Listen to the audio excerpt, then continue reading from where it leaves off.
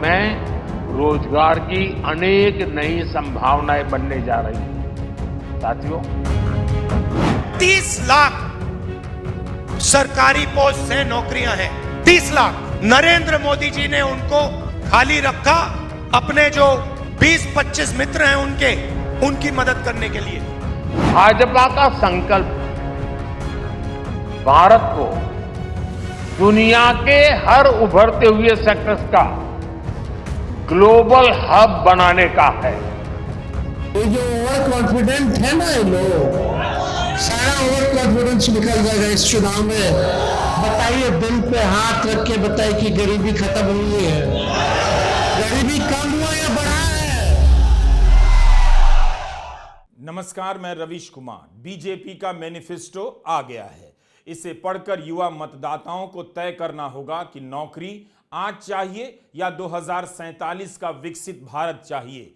नौकरी चाहिए या सपना चाहिए। सपने में भी आज का सपना चाहिए या 23 साल बाद का सपना चाहिए। वैसे बेरोजगारी के दिनों में सपने ही काम आते हैं। अगर कोई नौकरी ना दे और मिलने का सपना दिखा दे, वह भी प्यारा लगने लग जाता है। धर्म के नशे में डूबे हुए, मजबूत राष्ट्र की पालकी में झूला झूल रहे भारत के युवा मतदाताओं को बीजेपी के मैनिफेस्टो में रोजगार की संभावना खोजनी चाहिए। सरकारी नौकरी का जिक्र नहीं है, मगर परीक्षा में पेपर लीक रोकने के लिए कानून का जिक्र है। जबकि मोदी सरकार को यह कानून बनाने का ध्यान 9वें साल में आया, उसके बाद भी यूपी में पेपर लीक हो गया। बीजेपी के संकल्प पत्र में नौकरी की जगह रोजगार के अवसर का इस्तेमाल किया गया है। युवाओं के सेगमेंट में रोजगार के अवसर दिए गए हैं। कांग्रेस और राजद की तरह 1 करोड़ नौकरी का वादा इसमें नहीं है। 2014 में 2 करोड़ रोजगार देने का वादा बीजेपी ने किया था, उसका भी हिसाब इस मैनिफेस्टो में नहीं है। उल्टा वित्त मंत्री निर्मला सीतारमण विपक्ष पर आरोप लगा रही हैं कि उसके पास रोजगार का ठोस और विश्वसनीय आंकड़ा नहीं है। मोदी सरकार 10 साल में कोई सिस्टम नहीं बना पाई जिससे रोजगार का आंकड़ा पारदर्शी तरीके से मिल जाता। लेकिन विपक्ष पर वित्त मंत्री आरोप लगा रही हैं कि उसके पास विश्वसनीय आंकड़ा नहीं है। मैनिफेस्टो में यह भी नहीं कहा गया है कि रोजगार की गिनती गिनने के लिए कोई ठोस सिस्टम बना देंगे। मैनिफेस्टो में विकास के बड़े बड़े सपने दिखा दिए गए हैं। भारत की अर्थव्यवस्था को तीसरे नंबर का बनाने का वादा किया गया है, मगर इससे रोजगार कितना पैदा होगा इसकी बात नहीं, केवल अवसर की बात है। कम से कम बीजेपी ठोस तरीके से यही बता देती कि पिछले 10 साल में जितनी योजनाएं लाई गईं, विकास हुआ, skill India, smart city, PM Vishwakarma, मुद्रा योजना, इन सब से कितना रोजगार पैदा हुआ। भाजपा ने घोषणा पत्र में लिखा है कि हमने सरकारी भर्ती परीक्षाओं का पारदर्शी आयोजन कर लाखों युवाओं को सरकारी नौकरी में भर्ती किया है, लेकिन सटीक आंकड़ा नहीं बताती है। रेलवे का आंकड़ा नहीं बताती है। युवाओं को प्रधानमंत्री का यह बयान ठीक से याद कर लेना चाहिए। प्रधानमंत्री नरेंद्र मोदी कह रहे हैं, इतने अवसर पैदा होंगे जो युवाओं की कल्पना से बाहर होंगे। भाजपा का संकल्प भारत को दुनिया के हर उभरते हुए सेक्टर्स का ग्लोबल हब बनाने का है। वो समय दूर नहीं जब भारत दुनिया का ग्रीन एनर्जी हब होगा, फार्मा हब होगा, इलेक्ट्रॉनिक्स हब होगा, ऑटोमोबाइल हब होगा, सेमीकंडक्टर हब होगा, इनोवेशन हब होगा, लीगल इंश्योरेंस हब होगा, कॉन्ट्रैक्टिंग कॉमर्शियल हब होगा। वो दिन दूर नहीं जब दुनिया के बड़े बड़े इकोनॉमी सेंटर्स भारत में होंगे। Bharat global capability centres, global technology centres, global engineering centres का बहुत बड़ा हब बनेगा। स्पेस में भी हम एक बहुत बड़ी ताकत के रूप में, विश्व में बहुत बड़ी ताकत के रूप में उभरेंगे और उसके लिए निश्चित रोड मैप से हम आगे बढ़ेंगे।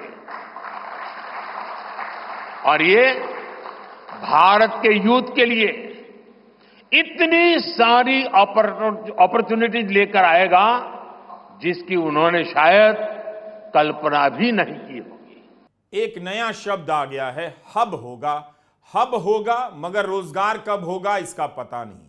कम से कम मैन्युफैक्चरिंग सेक्टर का ही हिसाब दे देते कि 10 साल में कितनों को रोजगार मिला, लेकिन उसकी जगह बड़े बड़े सपने दिखाए गए, वो भी 23 साल आगे 47 के सपने।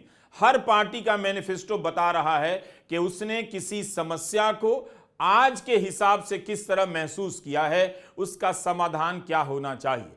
बीजेपी के मैनिफेस्टो से यही लगता है कि वह रोजगार के सवाल को लेकर युवाओं की बेचैनी से बिल्कुल परेशान नहीं है, जबकि कांग्रेस, सपा, तृणमूल कांग्रेस, राजद जैसे दल रोजगार के सवाल पर ही अपना चुनावी अभियान चलाए जा रहे हैं। अगर हमारी इंडिया अलायंस की सरकार बनेगी तो देश भर में 1 करोड़ नौजवानों को नौकरी, सरकारी नौकरी हम लोग देने का काम करेंगे। 1 करोड़ नौकरी पूरे देश में। पूरे देश में 30 लाख नौकरियां जो है रिक्त पड़ी हैं, उसको तो भरेंगे ही भरेंगे, लेकिन 70 लाख नौकरी का जो है पदों का हम लोग सृजन करेंगे। आप लोग जानते हैं नौकरी, बेरोजगारी सबसे बड़ा हम लोगों का दुश्मन है।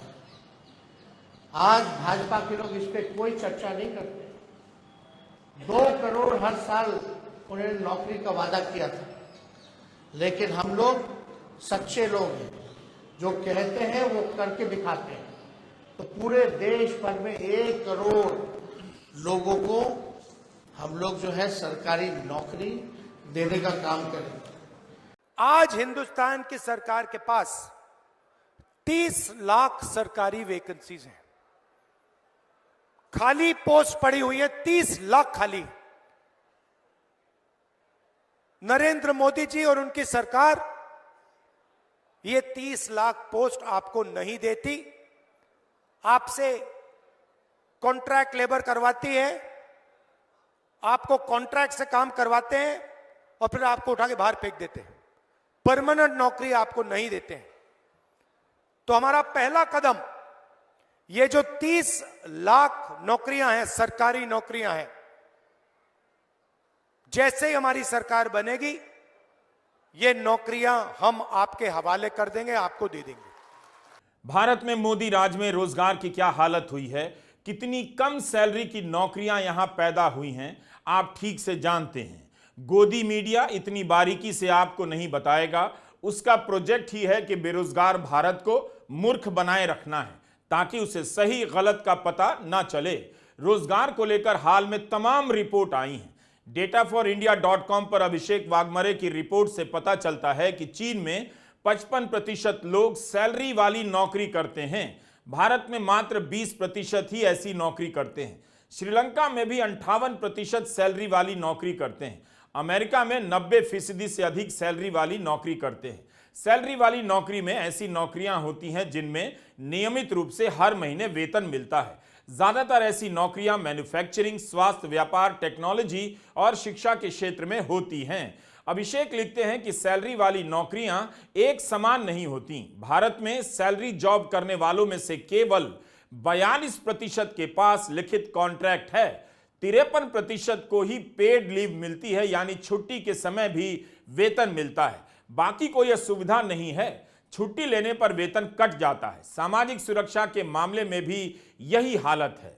आप सभी युवा गर्व से टाइट होते रहें, फूलकर गुब्बारा हो जाएं, आपकी मर्जी, मगर तमाम आंकड़े यही बता रहे हैं कि भारत में नौकरियों की क्वालिटी 3rd क्लास की है। साधारण सैलरी और ज्यादा काम की नौकरियां मिल रही हैं, इसलिए सरकार इनका डेटा अपनी तरफ से जमा नहीं करती और जनता को नहीं देती, ताकि सरकार के पास हमेशा यह सुविधा रहे कि ऐसी सर्वे, ऐसे अध्ययन को ठुकरा दे, गलत बता दे, जिनमें इन सैलरियों और नौकरियों की पोल खोली जाती है।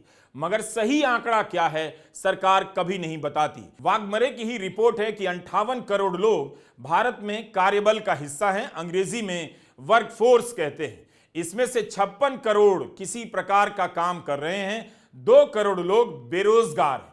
कृषि का क्षेत्र आज भी करीब आधे कार्यबल को रोजगार देता है। 26 करोड़ लोग खेती में लगे हैं। वही क्षेत्र जिसके लिए भाजपा ने इतने आंदोलनों के बाद भी एमएसपी की गारंटी नहीं दी। इंडस्ट्री में 14 करोड़ और सर्विसेज में 16 करोड़ लोग काम करते हैं। जो खेती से बाहर निकले उनमें से 7.5 करोड़ कंस्ट्रक्शन क्षेत्र में लग गए हैं और 6.5 करोड़ मैन्युफैक्चरिंग में चले गए। इसलिए प्रधानमंत्री रैलियों में रोजगार पर खुलकर बात नहीं करते, सैलरी और नौकरी की क्वालिटी पर बिल्कुल बात नहीं करते। पिछले वर्ष ही मैंने मानस खंड में आदि कैलाश और ओम पर्वत की यात्रा की थी। लोगों को हिमालय में स्थित ऐसी अलौकिक जगह को देखने का अवसर मिला, तब वहां भी सैकड़ों यात्री पहुंचने लगे हैं। पर्यटन का ये विस्तार सिर्फ एक सेक्टर का विस्तार नहीं है। पर्यटन बढ़ने का मतलब है रोजगार के ज्यादा से ज्यादा अवसर। No, you are telling lie. How can Modi tell lie? How can a prime minister tell lie? Either you are speaking lie or he is speaking lie. யார் போய் சொல்றதுங்க? Modi is telling lie. Modi. Then Modi told every year I will give 2 crores employment to young people. In 10 years, 20 crores employment he should have given. Has he given? No? This is also lie. How can it be? Prime Minister once can lie, twice also. यहां तक कि startup की बात होने लगी है, यह भी सुनने में सपने के जैसा ही लगता है। मगर इस नए सेक्टर का भी डेटा बीजेपी रख सकती थी, बता सकती थी कि कितने लोगों को स्टार्टअप में नौकरियां मिली हैं। मार्च 2024 में इंक 42 सर्वे की रिपोर्ट है कि 2022 से अब तक 130 स्टार्टअप ने 37,000 से अधिक लोगों को निकाल दिया। स्टार्टअप की फंडिंग भी घटी है। 2022 में 2,75,000 करोड़ रुपए थी, 2023 में घटकर 83,000 करोड़ पर आ गई है। 7 साल में सबसे कम हो गई। नौकरी की गिनती से बीजेपी आज से नहीं 2019 से बच रही है। किसी भी सेक्टर में नौकरी के आंकड़े जमा करने का पारदर्शी सिस्टम नहीं बना सकी। नौकरी के सेक्टर में अगर मोदी सरकार के पास दिखाने के लिए कुछ भी होता तो हर बात में डेटा देने वाली यह सरकार जरूर डेटा से तमाम पोस्टरों और अखबारों को भर देती। अंतर्राष्ट्रीय श्रम संगठन और मानव विकास संस्थान ने इंडिया अनएम्प्लॉयमेंट रिपोर्ट जारी की है। इसमें बताया गया है कि भारत की जो बेरोजगार आबादी है उसमें से 83% युवा हैं। 2000 में जिनके पास इंटर तक की शिक्षा थी, बेरोजगार युवाओं में उनकी संख्या 35% थी। सन 2022 में यह आंकड़ा 65.7% तक हो गया। यानी इंटर तक की शिक्षा वालों के बीच बेरोजगारी भयंकर रूप से बढ़ गई है। Centre for monitoring Indian economy का आंकड़ा है, इसी जनवरी का है, अक्टूबर दिसंबर 2023 की तिमाही का अध्ययन है। युवाओं के बीच बेरोजगारी की दर बढ़ गई है। 20 से 34 साल के युवाओं के बीच बेरोजगारी सबसे तेजी से बढ़ी है। अब इन सभी को 2047 के विकसित भारत का सपना दिखाया जा रहा है। जैसे किसानों को 2022 का सपना दिखाया गया था कि उनकी आय 2 गुनी हो जाएगी। 25 से 29 की उम्र के युवाओं में बेरोजगारी 42 महीनों के चरम पर है। 30 से 34 साल के बीच के युवाओं में 30 महीनों में सबसे अधिक बेरोजगारी देखी गई है। ये जो गोलपोस्ट बदलने की जो बीमारी है ना, ये इस देश में कभी किसी सरकार को पहले नहीं आई। अब 2047 पे पहुंच गए जनाब। पूछिए इनसे कि किसानों की आय दुगनी, जैसा कि अमिताभ दुबे जी बता रहे थे कि 2022 में करनी थी, अब उसका गोल पोस्ट भी बदल गया होगा। तो ये गोल पोस्ट बदलने जो 2014 में कहा, 19 में आपने न तो उसका कोई लेखा जोखा दिया, कोई अकाउंट नहीं दिया, कोई खाता बही सामने नहीं रखा। 19 में आपने नए जुमले नए गोल पोस्ट के साथ रख दिए। 2024 आते आते आप 47 पे चले गए। 2036 में हम ओलंपिक कराएंगे, अब ये भी लिखा हुआ है उसमें। आप कहां होगे? आप सरकार में होगे क्या? आप 5 साल का हिसाब दीजिए और अगले 5 साल की अपनी बात करिए। ये गोल पोस्ट बदलना, ये सन बदल देना, जो सबके लिए घर बनाना था, अब उसको विकसित राष्ट्र में डाल दिया, मतलब वो भी 2047 तक चला गया। बड़ी सफाई से ये झूठ बोलते हैं, लेकिन इतनी बार बोल चुके हैं कि अभी एक्सपोज हो गए। अब लोगों को समझ में आ गया कि मोदी की बात पर या मोदी की गारंटी पर कोई भरोसा नहीं कर सकते, क्योंकि वो सरेआम झूठ बोलते हैं। अभी कहा था कल किसी इंटरव्यू में, बहुत कम इंटरव्यू देते हैं लेकिन इलेक्शन में देते हैं, कि मैं अपने बाल सफेद करता हूं। हुजूर, आप सिर्फ बाल नहीं सफेद करते, आप झूठ भी बड़े सफेद पोश ढंग से पेश करते हैं। जब नौकरी की ऐसी हालत है, खराब कमाई वाली नौकरी मिल रही है, तो फिर गरीबी कैसे दूर हो रही है? किसकी गरीबी दूर हो रही है? फिर आज के भारत में खुशहाल कौन है? मोदी सरकार पिछले 10 साल में हर दिन गरीबों के कल्याण की बात करती रही, मगर यह कैसे हुआ कि अमीर ही ज्यादा अमीर होते चले गए? अभी तक तो कांग्रेस ही सूट बूट की सरकार का आरोप लगाती थी, लेकिन अब तो कई ठोस रिसर्च आपके सामने हैं जो बताते हैं कि मोदी राज में अरबपतियों की ही चांदी है। क्या आपको पता है कि पेरिस स्कूल ऑफ इकोनॉमिक्स में एक वर्ल्ड इनइक्वालिटी लैब है जिसने दिखाया है कि आज दुनिया में सबसे ज्यादा असमानता अगर कहीं है तो वो भारत में है। Nitin Bharti, Lucas Chancel, Anmol Somanchi, Thomas Piketty ने एक रिपोर्ट तैयार की है। इसका नाम है income and wealth inequality in India 1922 से लेकर 2023, the rise of the billionaire Raj. जब यह असमानता रिपोर्ट आई तब सरकार समर्थक अर्थशास्त्रियों ने इसकी आलोचना कर दी। आज के इंडियन एक्सप्रेस में उन सभी आलोचनाओं का जवाब दिया गया है और असमानता रिपोर्ट तैयार करने वाले अर्थशास्त्रियों ने उनकी आलोचनाओं को आधारहीन बताते हुए तर्क पेश किया है और अपनी रिपोर्ट का बचाव किया है। आप भी इंडियन एक्सप्रेस में पढ़ सकते हैं। भारत में आर्थिक असमानता जिस स्तर पर पहुंच चुकी है और जिस तेजी से बढ़ रही है, हमारी राय में ये काफ़ी चिंताजनक स्थिति है, जिसका भारत की इकोनॉमी पर और लोकतंत्र पर बुरा असर पड़ सकता है। और इसके मैं 4 कारण गिनना चाहूँगा।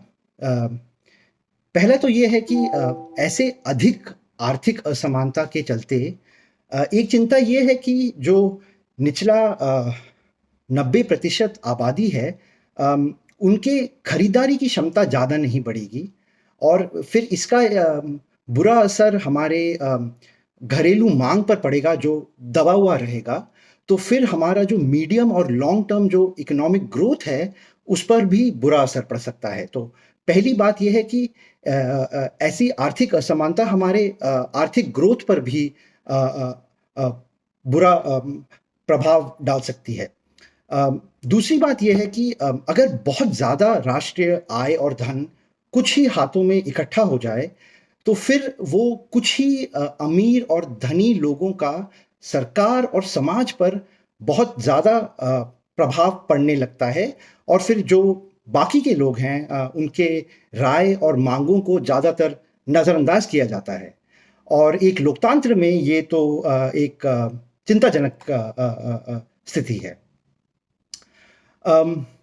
तीसरी बात यह है कि अगर ऐसे ही आर्थिक असमानता बढ़ती रहे तो फिर सामाजिक और राजनीतिक अशांति बढ़ने के चांसेस हैं और वो फिर कौन सी दिशा में जाएं और किस प्रकार का भाव लें वो अभी कहना मुश्किल है। हम सबको सोचने की ज़रूरत है कि क्या हमें ऐसा समाज और ऐसे आर्थिक प्रणाली मंजूर है जहां पर एक तरफ अभी भी बच्चे भुखमरी में जी रहे हैं, कुछ बच्चे, और दूसरी तरफ केवल 1% आबादी राष्ट्रीय आय का 23% और राष्ट्रीय धन का 40% ले जाती है। क्या ऐसा सिस्टम हमें मंजूर है? और अगर नहीं है तो फिर हमें इस बात पर अपनी आवाज उठानी पड़ेगी। अमीरों का नहीं, अरबपतियों का राज है भारत में। इन्हीं की दौलत, इन्हीं की संपत्ति कई गुना बढ़ती जा रही है। आजादी के बाद असमानता घट रही थी, लेकिन सन 2000 के बाद से ये रॉकेट की तरह बढ़ने लगी है। आज हालत यह हो गई है कि ब्रिटिश राज में जितनी असमानता थी उससे भी ज्यादा असमानता मोदी राज में है। असमानता का मतलब है गरीब गरीब हुआ है, अमीर अमीर हुआ है। 70% आबादी के पास जितना पैसा है, संपत्ति है, उन सभी को आप मिला दीजिए तो उससे भी ज्यादा पैसा 1% आबादी के पास है। हिंदुस्तान की हालत समझनी है तो मैं बताता हूं आपको। हिंदुस्तान के सबसे अमीर 22 लोगों के पास उतना ही धन है जितना 70 करोड़ लोगों के पास है। एक तरफ 70 करोड़ लोग, उसमें पिछड़े वर्ग के लोग, दलित, आदिवासी, गरीब, जनरल कास्ट के लोग, और दूसरी तरफ 22 लोग। 70 करोड़ लोग क्या कह रहे हैं? 70 करोड़ में से किसान कह रहे हैं हमारे को एमएसपी दे दीजिए। युवा कह रहा है हमें रोजगार दे दीजिए। महिला कह रही है महंगाई से हमें बचाइए। कोई सुनने वाला नहीं। राहुल गांधी निरंतर यह आरोप लगा रहे हैं कि यह सूट बूट की सरकार है। इस सरकार में चंद लोग अमीर होते जा रहे हैं, चंद लोगों के पास ही सारा बिजनेस कारोबार जा रहा है। यह बात आज की नहीं, ऑक्सफैम की रिपोर्ट तो कई साल पहले से यह बात कह रही है कि भारत में आम लोगों की आमदनी नहीं बढ़ रही है बल्कि घटती जा रही है और 1% की आबादी के पास ही सारा धन जमा होता जा रहा है। मतलब समाज में असमानता और गरीबी भयंकर रूप से बढ़ रही है। अप्रैल 2023 में आई ऑक्सफैम की रिपोर्ट के अनुसार भारत में 5% लोग देश के 60% धन के मालिक हैं। इस रिपोर्ट में कहा गया है कि अगर इस दौलत पर 2% भी टैक्स लगा दिया गया तो कुपोषण के शिकार भारतीयों के 3 साल के खाने का इंतजाम हो जाएगा। मगर सरकार इन अति अमीरों पर टैक्स नहीं लगाएगी। एक सरकारी आंकड़ा देता हूं, PLFS का, जिसे पीरियोडिक लेबर फोर्स सर्वे कहते हैं। 2019-20 के आंकड़े बताते हैं कि जो भी इस देश में 25,000 महीने का कमा रहा है वह चोटी के 10% लोगों में आ जाता है। यह हालत है इस देश के लोगों की कमाई की।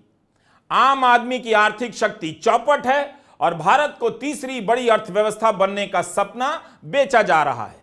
थॉमस पिकेटी, लुकास चांसेल, अनमोल सोमांची और नितिन भारती ने अपनी रिपोर्ट में बताया है कि 2022-23 में भारत में जितनी राष्ट्रीय आमदनी हुई उसका 22.6% हिस्सा केवल 1% लोगों के पास गया। यानी हम और आप मिलकर जितनी मेहनत करते हैं उससे जितना धन पैदा होता है उसका बड़ा हिस्सा तो मात्र 1% के पास जा रहा है। 2022-23 में भारत में चोटी के 1% लोगों के पास देश का 40.1% धन है। यह ऐतिहासिक रूप से ऊंचा आंकड़ा है। 2022-23 में देश के टॉप 1% लोगों के पास राष्ट्रीय आय का 22.6% हिस्सा गया। 1961 में 13% आय 1% के पास गई। इसलिए पेरिस स्कूल ऑफ इकोनॉमिक्स ने कहा है कि भारत में बिलियनियर यानी खरबपतियों का राज है। इस रिपोर्ट में बताया गया है कि दुनिया के किसी भी देश की तुलना में भारत के टॉप 1% लोगों के पास सबसे ज्यादा भारत में जमा हो गई है दौलत। यानी बाकी देशों के मुकाबले भारत में असमानता काफी ज्यादा है। पिछले हफ्ते ही लाइव मिंट में खबर आई, कंपनियों के CEO की सैलरी पिछले 4 साल में औसतन 40% बढ़ी है। डेलॉयट का सर्वे है, कोविड से पहले के मुकाबले एक CEO की औसत आय 40% बढ़ गई। 2024 में एक CEO की औसत आय 13.8 करोड़ रुपए है। यह रिपोर्ट 400 कंपनियों के विश्लेषण पर आधारित है। इस सर्वे में सामने आया है कि पिछले 4 साल में 20 करोड़ से अधिक कमाने वाले CEO की तादाद दुगनी हुई है। अब इसके सामने दिसंबर 2023 में इकोनॉमिक टाइम्स में छपी इस खबर को रखकर देखिए। आलेख अंग्रे और प्रियंका साल्वे की रिपोर्ट है। इस रिपोर्ट में निफ्टी 500 की कंपनियों का विश्लेषण कर पाया गया है कि पिछले 5 वर्षों में IT और मैन्युफैक्चरिंग कंपनियों में लेबर कॉस्ट या तो कम हुई है या उतनी ही रही है। महंगाई के साथ उसी अनुपात में वेतन, मजदूरी नहीं बढ़ी है। खर्चे पूरे करने के लिए पहले के मुकाबले ज्यादा कर्मचारी अब लोन ले रहे हैं। इससे असुरक्षित लोन की समस्या बढ़ने लगी है। अगर आप पूरे देश का सैंपल ना लें, कंपनियों के भीतर जो हो रहा है उसे ही देख लें, तो पता चलेगा कि ज्यादातर कर्मचारियों की सैलरी का बढ़ना ही रुक गया है। जो ऊपर के लोग हैं, सबसे ऊपर 1% वाले, उन्हीं की सैलरी बढ़ रही है। इसके बाद भी आप धर्म के नाम पर वोट करने जा रहे हैं, मंदिर के नाम पर वोट करने जा रहे हैं, तो आपका कुछ नहीं किया जा सकता है। कम से कम इतना ही पूछ लेते कि हमारी सैलरी नहीं बढ़ती है, तब कहा जाता है कि कंपनी के पास पैसे नहीं है, हम मान लेते हैं। फिर हमारी कंपनी ही बीजेपी को 200 करोड़ 500 करोड़ का चंदा कहां से दे आती है? कहां से एक राजनीतिक दल के पास ज्ञात सोर्स से करीब 13,000 करोड़ का चंदा जमा हो गया है? आज के इंडियन एक्सप्रेस में नितिन भारती, लुकास चांसेल, अनमोल सोमांची और थॉमस पिकेटी ने सरकारी सर्वे को ही आधार बनाकर बता दिया है। एनएसएसओ का पीरियोडिक लेबर फोर्स सर्वे है, उसका डेटा बता रहा है कि 2015-16 से 2020-21 के बीच नीचे के 50% आबादी की आमदनी में भयंकर गिरावट आई है। 14.4% से घटकर 9.8% हो गई है। आप कहीं से भी भारत के लोगों की आर्थिक हालत देखिए, अगर उनके गर्व वाले स्टोर से धर्म और मंदिर और मुसलमान निकाल दीजिए तो गुल्लक आपको खाली दिखेगा, पेट पिचका हुआ दिखेगा, गाल धसी हुई दिखेगी। मोदी सरकार मुद्रा लोन और स्वरोजगार का ढिंढोरा पीटती है। कितने लोगों को लोन दिया गया उसके आधार पर दावा करती है कि रोजगार बढ़ा है, लेकिन अप्रैल 2023 में अर्थशास्त्री जयति घोष और अर्थशास्त्री सीपी चंद्रशेखर ने हिंदू बिजनेस लाइन में अपनी रिपोर्ट लिखी और बताया कि स्वरोजगार के क्षेत्र में काम कर रहे लोग अपनी पसंद का काम नहीं करते, इनके पास विकल्प ही नहीं है। अप्रैल से जून 2019 के बीच स्वरोजगार के क्षेत्र में लोगों की कमाई जितनी थी, जून 2022 में उससे भी काफी कम कमा रहे थे। ये इतना ही कमा सकते हैं जिससे कि बस जी सकें। अर्थशास्त्री जयति घोष का बयान भी रिपोर्ट में है, जहां वे कह रही हैं कि आप मौजूदा कीमतों पर प्रति व्यक्ति आय देख रहे हैं। अगर आप महंगाई की वृद्धि को इस आंकड़े के साथ देखेंगे तो पाएंगे ये बढ़ोतरी काफी कम है। असल में अधिकतर भारतीयों की कमाई घट रही है। तो मुद्दा केवल रोजगार नहीं है, जिन्हें रोजगार मिला है उनकी कमाई का भी है, उनकी कमाई नहीं बढ़ रही, घट रही है। लोग बचत नहीं कर पा रहे हैं, जो बचत की थी उसमें से ही खा रहे हैं। पिछले साल सितंबर 2023 में रिजर्व बैंक का डेटा कहता है कि वित्त वर्ष 2023 में घरेलू बचत 50 साल में सबसे कम हुई है। 2022 में जीडीपी की 7.2% थी, 2023 में घटकर जीडीपी की 5.1% हो गई। एक साल में इतनी गिरावट आई है। पीएलएफएस 2022-23 के सर्वे के अनुसार ग्रामीण कार्यबल का 24.6% हिस्सा दिन का 100 रुपया से भी कम कमाता है। शहरी कार्यबल यानी शहरों में काम करने वालों का 10% हिस्सा 100 रुपया से कम कमाता है। संतोष मेहरोत्रा जो अर्थशास्त्री हैं, उन्होंने अपने लेख में लिखा है कि 2020 से 23 के दौरान केवल 3 साल में ग्रामीण क्षेत्रों में 5 करोड़ लोग अनपेड फैमिली वर्कर की कैटेगरी में शामिल हो गए हैं। यानी एक कमा रहा है, बाकी उसके साथ काम कर रहे हैं, लेकिन कमाई एक की हो रही है, बाकी की नहीं। शहरी क्षेत्रों में भी 50 लाख लोग इसी श्रेणी में शामिल हो गए। नेता को पता है आपकी जेब खाली है, मुंह लटका हुआ है, गाल धंस गई है, इसलिए वो धर्म के नाम पर आपके भीतर गर्व का हवा भरता है ताकि आप गर्व से टाइट हो जाएं। आज आप देश की दिशा देखिए और कांग्रेस की भाषा देखिए। आज विश्व में भारत का कद और सम्मान बढ़ रहा है। बढ़ रहा है कि नहीं बढ़ रहा है? दुनिया में भारत का नाम हो रहा है कि नहीं हो रहा है? भारत का गौरव बढ़ रहा है कि नहीं बढ़ रहा है? हर भारतीय को दुनिया गर्व से देखती है कि नहीं देखती है? जो सरकार यह बता सकती है कि 14 करोड़ परिवारों को नल से जल योजना से जोड़ा गया, 34 करोड़ से अधिक लोगों को आयुष्मान भारत का कार्ड दिया गया, 50 करोड़ लोगों का जनधन खाता खुला है। इससे वित्तीय समावेशी योजना कहा जा रहा है। लोगों के खाते में पैसे नहीं, महीने की कमाई में बचत नहीं, तो क्या केवल बैंक खाता खोल देने से वित्तीय समावेशन हो जाता है? इतनी योजनाओं की गिनती है, आंकड़े हैं, केवल रोजगार की गिनती नहीं है, लोगों की कमाई का आंकड़ा नहीं है, जिससे असली सूरत का पता चलता, उसकी कोई मूरत नहीं। उम्मीद है आप गर्व से टाइट रहिए। 2047 तक टाइट रहना है और उसी से काम चलाना है। नमस्कार, मैं रवीश कुमार।